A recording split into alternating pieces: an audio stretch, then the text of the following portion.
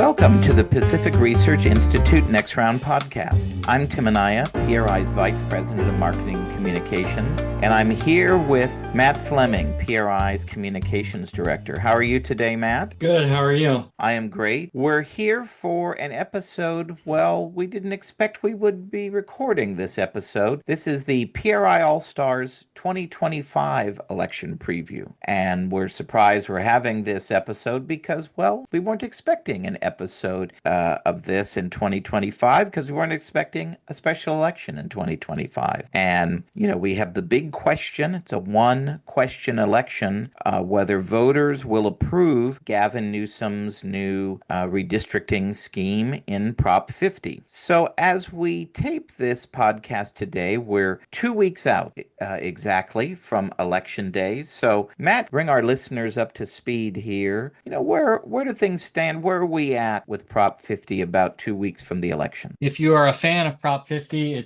it's probably looking good. Democratic votes are significantly outperforming registration. And while this independent redistricting and fighting gerrymandering is historically something Democratic voters care about, the Trump effect is seeming to offset that. Our listeners might remember that it is an allegedly temporary redrawing of congressional maps, which would suspend, at least in effect, suspend the current maps drawn by the California Independent Redistricting Commission, which is done every decade with using updated census data. This would suspend that and put in highly partisan maps drawn by Democrats in Washington, D.C., and that are effectively going to draw out as many as 6 Republican members of Congress from California. So, in other words, it's highly partisan, it's highly gerrymandering, it's explicitly those ways, no one's trying to hide it, and it's purportedly done in an effort to stop Donald Trump, who has asked for Republican states to redraw maps and find, additional Republican lawmakers there. So no one is innocent here, but listeners probably care about what happens in California more than they care about what happens in Texas and Missouri and so on. It has done interesting things, most notably, Tim, Common Cause, who was a big supporter of the California Independent Redistricting Commission when this was first done about 15 years ago. They were a big supporter of this because, an independent redistricting commission takes the onus of redrawing maps away from state legislatures and puts it into an independent commission's hands. Now, that process isn't perfect, but it is more perfect than having self-interested lawmakers do it. But they came out, I can't remember if it was in support of or taking no position on Prop 50, which is sort of a betrayal of their prior work, so much so that a large percentage of their board of directors resigned because they were just so offended by Common Cause's new position. So this has done a lot. I think it's poisonous to our politics. It's going to breed resentment and cynicism more than there already is, and it's purely to satisfy Gavin Newsom's presidential ambition. So that was a long answer to your question, Tim, but I think I covered everything. Well, and of course, it's disappointing, right, to see groups who you think would act out of principle, act out of really what's political expediency. Mm-hmm. And we're not saying that, fighting the agenda of the Trump administration is a good or bad thing. But, some things are just a matter of principle. And you would think that having an independent commission draw lines, not politicians serving their self-interests, would be one of those matters of principle. I've been writing about and talking about Prop 50 to a lot of groups across the state over the past few months, and a few more talks coming up before the end of the campaign. And one of the interesting points, when you kind of make this argument, and it's inconvenient for some people to hear this argument, but, when the governor says, well, we are going to fight to protect democracy by by having Prop 50 pass, well, I don't see how we protect democracy by making California less small d democratic. And, when you think about it, all of this kind of discussion of, well, it's about democracy. Well, democracy functioned just fine in 2024. The issue is the candidates that Gavin Newsom supported, well, they didn't win the election. And so that to me is really what it all comes down to. This is all about a political gamble, and to me, it's just as bad when Republicans do it in Texas or other states as when Democrats do it in California and Illinois and New York. Whoever does it for whatever reason, as a matter of principle, gerrymandering really is bad. Now, one of the things that I found interesting to your main point about kind of where we're at now, it's been interesting to see this campaign play out. Early on, we talked about this a lot, right? About, well, depending on how voters view the election is probably how this is going to come down. If this is a fight over redistricting and the principles of redistricting, the voters would probably reject it. But that if it's a fight to stop Donald Trump, well, the blue hue of the state would probably prevail. And I think that's what is happening here. What's your take on how kind of this campaign has shook out, where we thought it would be a pretty evenly funded, evenly matched campaign on the ground, but it's been a pretty one-sided affair in favor of the proponents of Prop 50? Yeah, that was one thing Gavin Newsom said when they first launched this effort. They said they had polling that shows that when people find out this is going to fight Trump, that it becomes overwhelmingly popular in California. And that sounded like yet another Gavin Newsom comment where he just talks a bunch of whatever. And I guess it turned out to be right, so good for him. But it's just really disappointing. I think that the opponents never really gave this much of a chance. And maybe they saw something in polling that suggested their money was going to be best spent elsewhere. But, former Governor Arnold Schwarzenegger released, or he did an event, I think at USC, where he said that they could pull his quotes and turn them into ads. Haven't really seen him since. Charlie Munger, who's the son of Warren Buffett's partner. He's a Stanford physicist, longtime Republican donor in California, although he has since sort of retired. He came out of retirement to, really put a lot of money into this effort to try to save the redistricting commission, but he seems to even have pulled back just in the acknowledgement that it's bad money that they're spending at this point. As people would say, the Trump derangement syndrome is strong, and it's turning a lot of sincere Democratic voters, likely turning them into hypocrites. We don't know the results yet, but it seems like it's going to pass. It's all very interesting points. I think the post-mortem of this election is going to be a very interesting one to read. Let's go through some of the kind of main arguments from the proponents and opponents of the campaign. This is one where I think with this kind of weird, unexpected disparity that we've seen between the campaigns that has really kind of gone unanswered. Gavin Newsom is going out there and claiming that, well, if you vote for Prop 50, you're voting to protect the Independent Redistricting Commission. And, I'm going to be your PolitiFact for the moment. That's objectively false. If you vote for Prop 50, you are effectively, practically setting aside the Independent Redistricting Commission for this entire the rest of this decade, so the next three elections. Matt, how do they get away with a claim like that? Because you would think there would be huge media fact check uproars over just that statement alone. I already used it earlier, and I hate using it, but I'm going to use it again. The term Trump derangement syndrome. I think it's often used to discredit any sort of criticism of the president. But it does come from something somewhat real in the sense that that's all people care about in this instance. People will buy that lie that, we're protecting it. Protecting it from who? Protecting it from the people who are doing this? I mean, to say that these new maps protect the Independent Redistricting Commission is like if after you posted this podcast online, I came in and left, the headline, but put in a completely different podcast and said, Tim, I am protecting the original podcast by posting this other one. It's stupid on its face, and but I don't think people care. I think that they think that they're really sticking it to Trump. But no matter what happens on November 4th, on November 5th, Trump is still going to be the president. Trump is still going to, the House of Representatives will still be in Republican control. The Senate will still be in Republican control. The election itself isn't going to be until the following November. And, maybe this puts Democrats in a better position to win the House. Maybe it doesn't, but Trump will still be the president. And, Newsom saw in polling that Democrats don't think people have fought hard enough, but even that is ridiculous. They impeached him. They impeached Trump twice. Someone tried to assassinate him.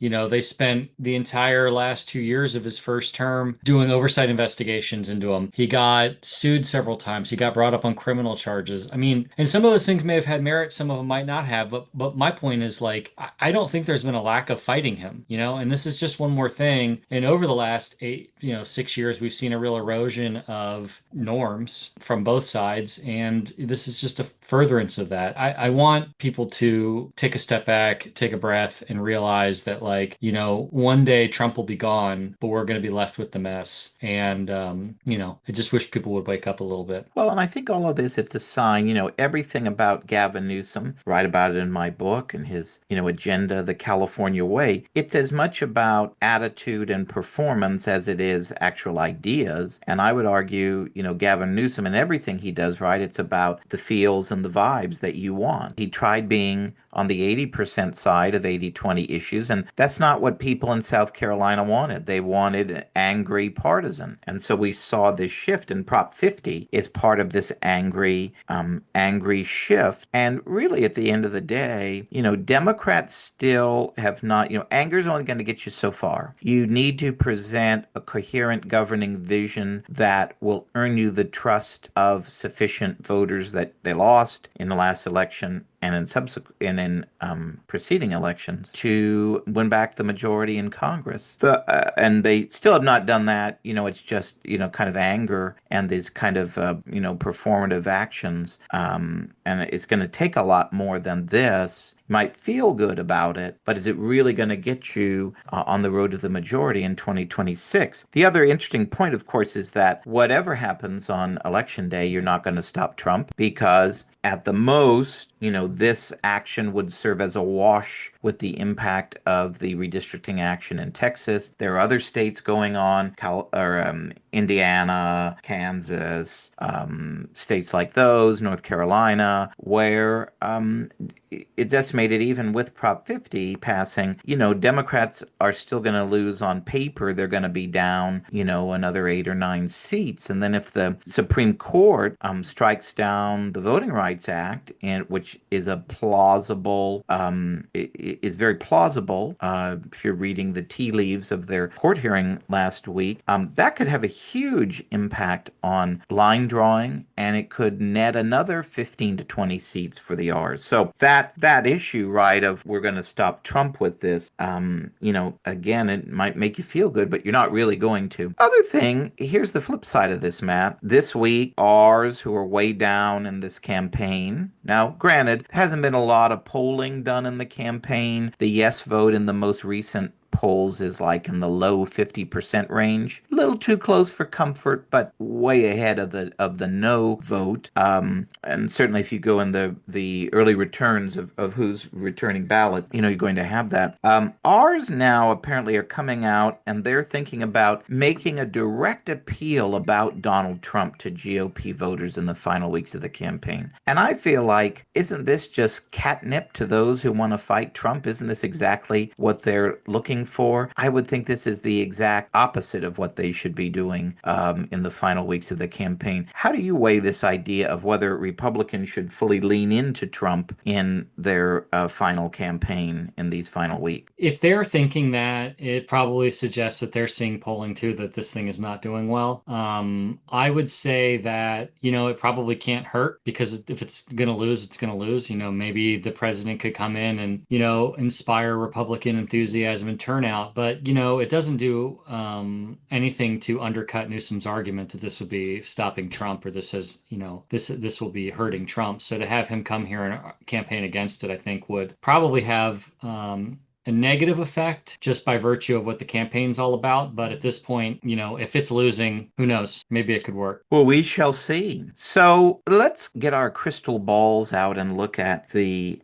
aftermath. And, because it's a little in doubt, let's kind of go both ways. So, first, what do you think the impact on Gavin Newsom will be if Prop 50 wins? You would think he'll be riding pretty high in California and nationally if he comes out a winner on November 4th. Yeah, I saw the great South Carolina kingmaker, Congressman Clyburn, was already suggesting Newsom should come by and take a victory lap around of black churches in South Carolina, which is, the Democratic coming out party for presidential aspirants. So, yeah, it'll probably boost his profile a little bit, but he still has a record of failure in California and a record of indifference in California. And now he'll have a record of cynicism and subverting democracy. But, it might play well in Democratic circles. I don't know. Maybe this will get him a better table at local diners in Iowa or, at a shooting range in New Hampshire. I mean, who knows? It's just it will probably help him in the short term, though. Yeah, I think that's right. I think, everyone on the Sunday shows will want him. He's going to be the center of attention. He is going to be just patting himself on the back and impressed with what he did here. That's for sure. Whether it lasts, whether he still has to pass the smell test. There's still a lot of unanswered questions about him as a national political figure, whether they'll take him seriously. Yeah, he may get in those coveted seats in the diners in South Carolina, but do the voters take him seriously and sign up for him for president? That's a whole nother matter. So let's look at the flip side then. What's the impact on Newsom if Prop 50 fails? I think it's probably the same, maybe just a lesser extent. They need to show that he's fighting. I'm sure he'll find a way to spin a loss, but I think it's probably win-win for him. It's just slightly less good if Prop 50 fails. I think that, one thing is clear, whether Prop 50 passes or fails, he's probably basically done being governor next year. I would expect the legislature's not going to get much attention in 2026. He'll be thinking about what the next thing is, whatever happens on that measure. I do think he'll be certainly diminished on a national scale.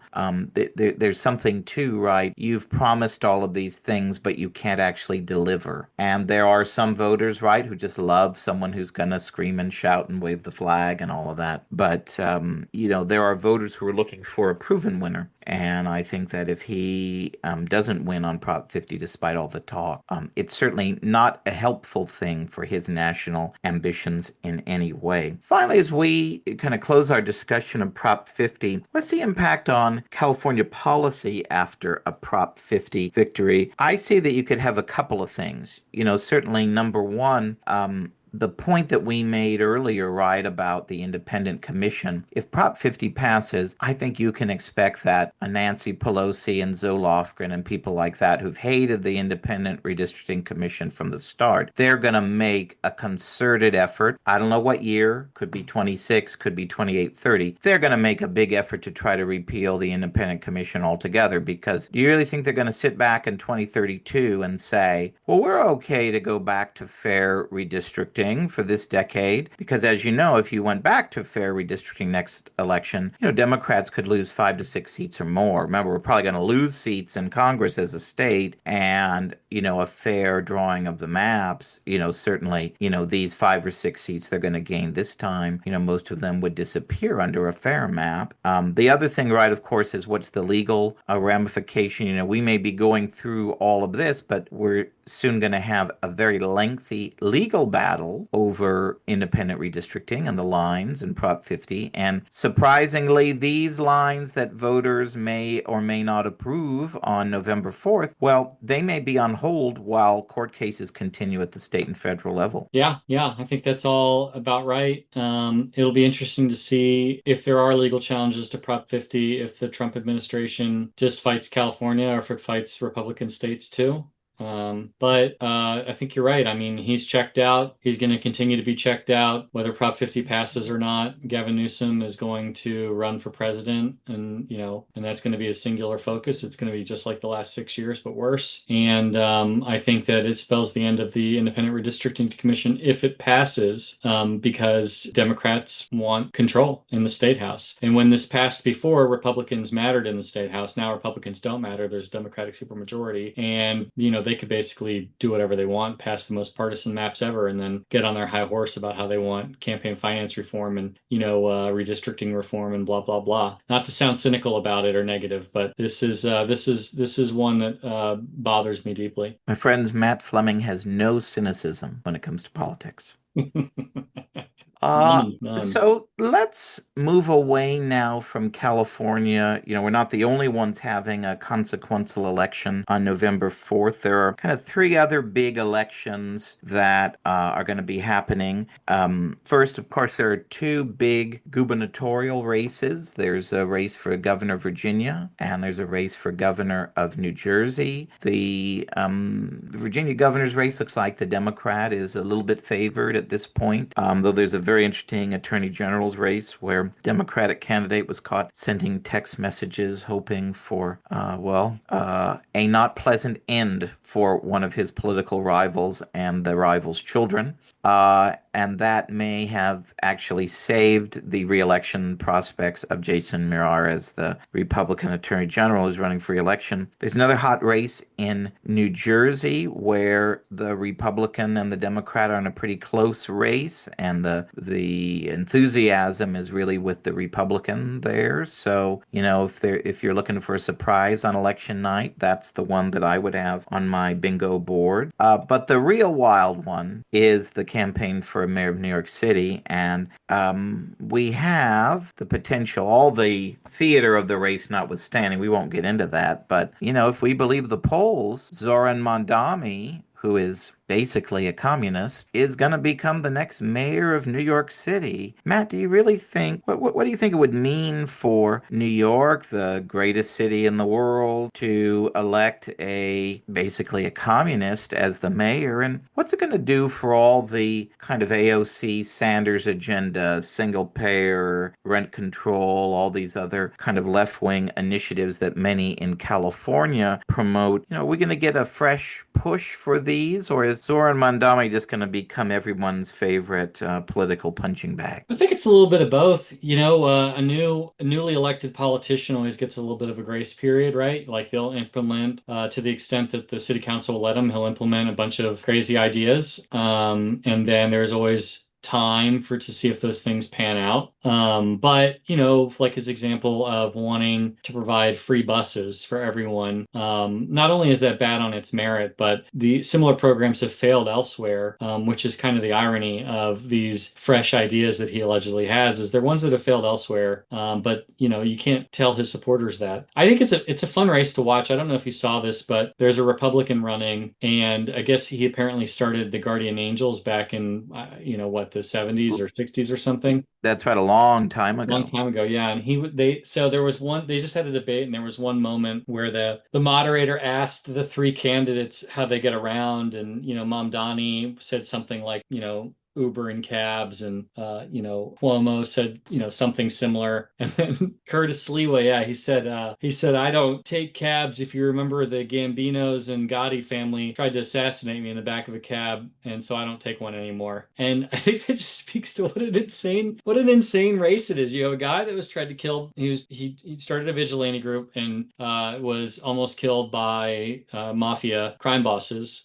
You have a guy who was the governor until he had to resign in disgrace not that long ago. And then you have basically a communist, as you pointed out. It's really interesting. It speaks to the politics of our time. But to answer your question, I think that it will embolden some supporters, but ultimately his ideas are bad and they will fail. So there will probably be a little bit of a push while there's a little bit of public sentiment supporting him for single payer and free buses and, free everything else. But the new car smell will wear off quickly, and everyone's going to realize it's just a crummy Buick. And California is kind of like New York, right? We're the kind of a so goes California, so goes the nation. They're going to get a lot of well, attention, media attention, warranted or not, for all of the kind of things that he's pushing in New York City.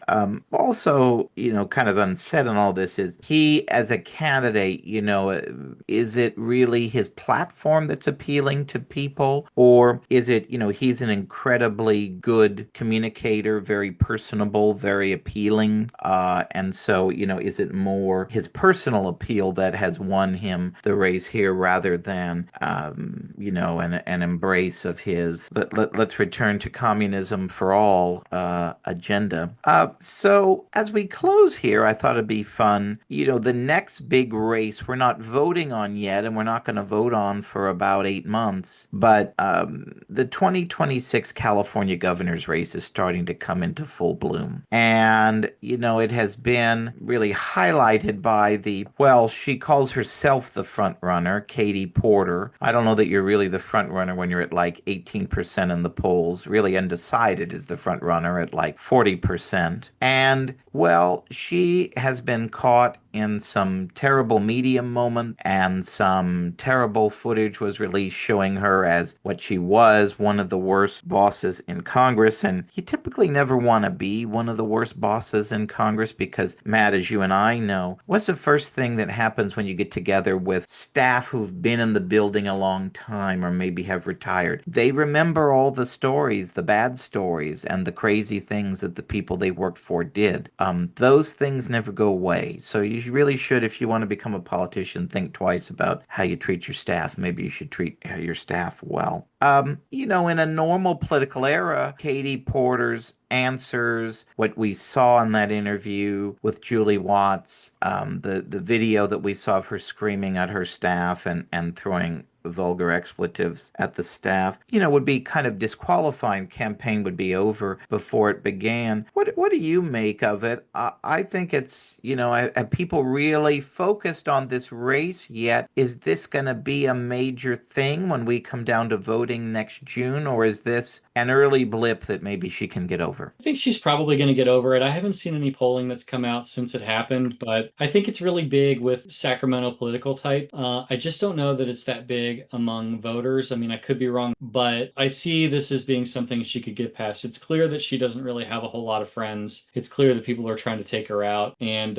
it's also clear that the rest of the field is, at least on the Democratic side, are just a bunch of duds who can't seem to take advantage of the opportunity. I think she'll rehab her image, and I hope someone else gets in the race, but right now I think this probably isn't going to hurt her that much. Well, and that's the thing where I think these kind of the terrible interview performance, the videos, that video of her screaming at her staff, when you're one of the worst bosses in Congress, there's more video where that came from. Hmm. So that won't be an isolated incident. And then the kind of when she has done some media availabilities in the days since the interview heard around the world, look at the body language on her. It's like she's never been held to account before on much of anything. And you almost see her as she doesn't really know what to do or how to respond to this. I think her in that interview was probably her as she really is. But where I think it will cause immediate problems for her is, well, now there's blood in the water. And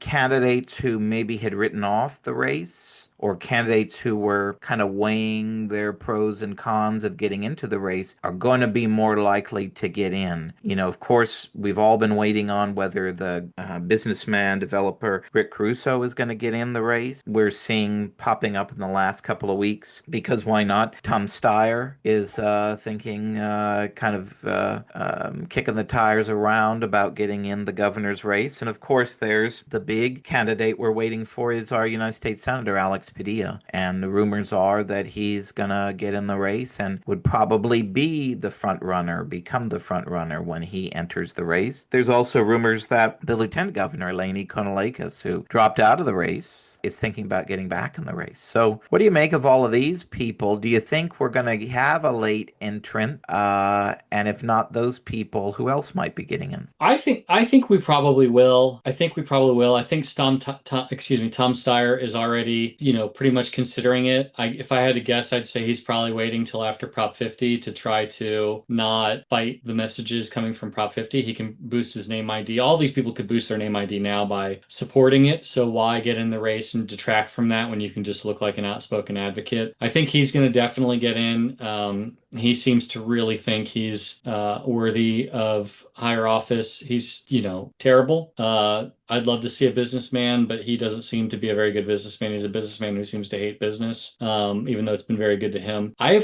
My sources tell me that Alex Padilla is not going to get in. Of course, I have no idea if my sources are any good. None of my sources are Alex Padilla, so, I don't know. I think he would probably become the front runner, not because Californians know who he is, but because the Democratic establishment likes him and they would probably coalesce around him. So I think he'd probably do okay. Again, he's another, just stunning mediocrity who's fallen up. He had one job as California Secretary of State, which was to fix the campaign finance reporting website, and couldn't do that. He really didn't do anything else. Elections were consistently poorly run under his watch. Eleni Kounalakis, I almost hope she does get back in, because I don't think I've ever seen a time where someone, they all say they think they're the right person for the job. And then what was it, Tim? It was when it looked like Kamala Harris was going to Mhm. enter the race. Yes. She was like, no, no, no, I'm not going to back out, because apparently Eleni Kounalakis thinks she's the right person for the job unless somebody else gets in, and then she's not the right person for the job. And then now with Kamala Harris not in and no one really taking commanding lead, she's reportedly considering coming back in. I mean, there's nothing more pathetic than watching that. I mean, at this point, just sit it out and try the next time. Like, you've demonstrated that you have literally no confidence in yourself. You're a poor campaigner. You have poor instincts as to whether or not people are getting in the race. And it's like, I don't know what Eleni Kounalakis would be good at in this world, but she should find her calling and go for it. Being a politician is not one of them. She's served as lieutenant governor, which has less responsibility than dog catcher. Like, she is a dud.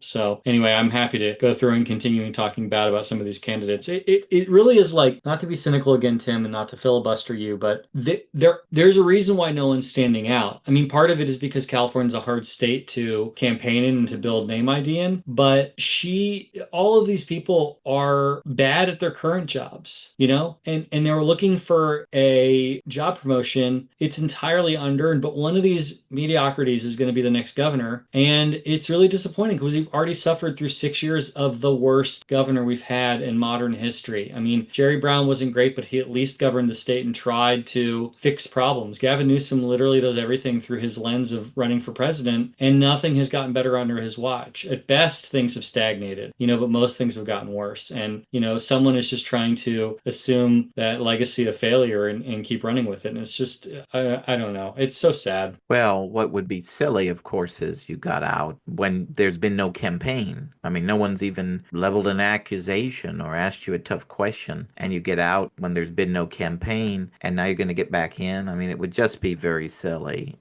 So you're right, of course, that one might advise her to maybe sit this one out or find some other office that nobody really wants to run for to run. But I think, in kind of all of it, right, and I think the general, there's been a lot of criticism of this field as it's kind of a B-list field at best, if we're being charitable, and no one has really excited Californians, and I would add Porter to that list. Again, I don't think you're really the front runner at 17%. It's something to be said of, are the policy challenges facing California so tough that, well, the real contenders who you would expect would run and be very credible, strong challengers for the governorship, well, they're just not interested in doing that. The problems facing California are too severe, and so we're going to have this kind of B team list of candidates that's running, rather than, back in the day, right? The great leaders you would expect who would rise to the challenge of leading a great state. So as we close, I'm going to give you a forced prediction. So we're kind of just kicking off the governor's race. there could be 20 odd more candidates that are going to get in the field. Who are going to be Matt Fleming as we sit here on the end of October 2025? What is your prediction? Who will be in the top two next June for governor? I think one will be Steve Hilton, Republican, former Fox News host, former political director, policy director for England's former Prime Minister David Cameron. So I think it'll be Steve Hilton, and I think Katie Porter. I predict it's going to be Alex Padilla. I think he's going to get in, and I think he's going to win, and I think he'll win pretty handily. And I think second place, well, I think I would join you in predicting Hilton. There are too many Republicans in the state, I think, to not have a Republican in the top two, but don't discount the ability of Republicans to do stupid things and divide the vote in such a way that another Democrat makes the top two. I think that's a safe bet. Your other force prediction, what is the final margin going to be November 4th or 5th or whatever date we know it on Prop 50? I think it's going to follow traditional statewide breakdown. I think it's going to be 60-40. Yeah, I think that's right. Maybe a little less, that it all comes down to turnout, as they say, but I think that's right. Probably something in that margin. It just doesn't seem that you're getting a lot of crossover vote at all. We'll see. Again, there hasn't been a heck of a lot of polling on it, but the polling has shown kind of a 20-point, 15 to 20-point margin. And, if you extrapolate that into a fuller voting universe, yeah, you would expect it would be something around there. Well, thank you all for joining us for our 2025 election preview, and be sure to tune in again next week for another episode of Next Round. If you like this episode, please tell your friends and subscribe to PRI's podcast at iTunes, Google Play, Stitcher, TuneIn, iHeartRadio, and Spotify.